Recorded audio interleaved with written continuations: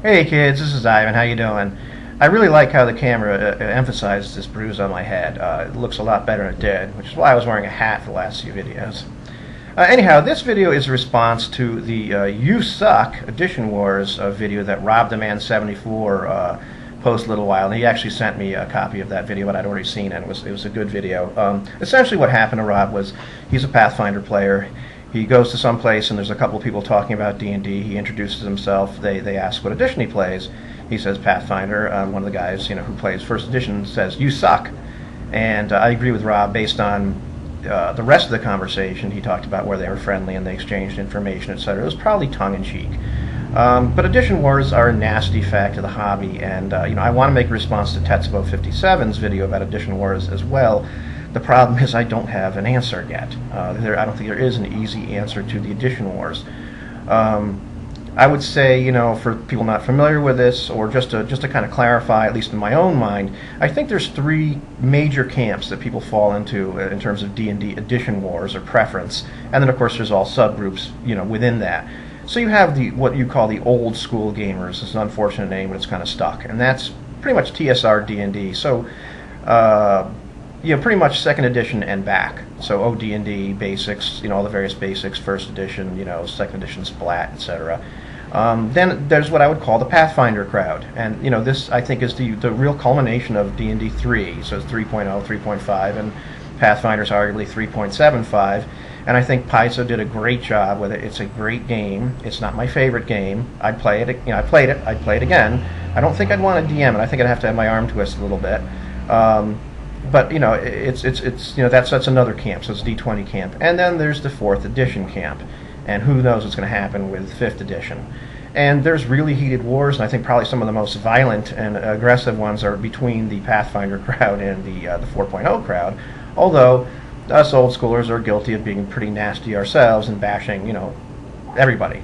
And we get some bashing back, and it goes on and on, and it's weird because some of the people that are in the 4.0 camp or Pathfinder camp are older gamers like myself who've just kind of moved on to different games. I think there's various reasons why people get like this. I would say look, I have flying bags in my apartment. For the old school crowd, I would say at least looking for myself, because I've definitely been guilty of this and have tried to amend my ways. We see our hobby or our version of the game slowly dying, in terms of the membership or amount of people that are willing to play it, and this is sad. This is we feel a sense of loss about this, and it's because of all the other editions out there, and because they're more aggressively marketed, etc. It's harder to find players that are willing to sit down and play or try a game of, say, something like basic D&D or first edition, or maybe some of the retro clones or whatever. Although I think Lamentations of the Flame Princess and some other ones really kind of tricked people into playing those, because they came up with these really wacky, bizarre names, and you're not even sure what the hell it is. And then you can kind of trick somebody and say, "Hey, you want to play this Lamentations of the Flame Princess game?" And it turns out, well, it's basic D&D with some twists. But yeah, it can be very frustrating and hard to get players. And I think Frank Menser hit the nail on the head when he says, really, you can't bash on other people's editions and tell them why their game sucks and your game is better. It's more like just do the soft sell and say, "Hey, would you like to play this fun game? I'm running a new campaign." And I think most reasonable people would say, "Yeah, sure," if they had the time, because I would certainly try. If somebody had a 4th edition campaign and the premise sounded cool, I would, well, okay, I'll give it a shot. In terms of 4th edition, a little digression.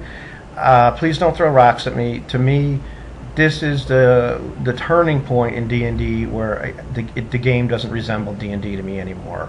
And so for me, I look at it and I shrug my shoulders and I shake my head. I'm like, what is this? It doesn't feel like the game. And I've said before, the Pathfinder doesn't feel like the game, and this is miles and miles away. And if I had a gun to my head and said, "You have to play one of these two games," I would say, I'll play Pathfinder, and just that's such a personal preference. Pathfinder, on another digression, is an admittedly complex game. However, first edition and second edition, especially second edition with the splat books, are also very complex games.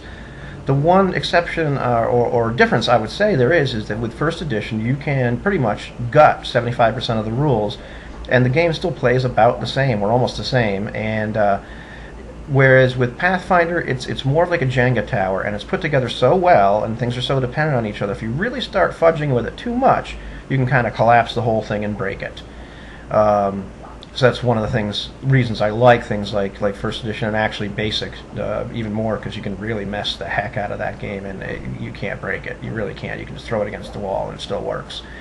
But yeah, some people say stupid things. I think, hopefully the relationship with Rob and these other guys will turn out okay, because we certainly have had some great experiences with people that prefer Pathfinder, whatever, in our Lamentations, basic D&D game.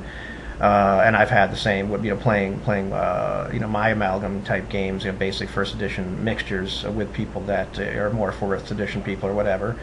And it's just all about how you sell it and how you treat people. So I think probably the biggest solution to the edition wars maybe is to take a deep breath and just be polite.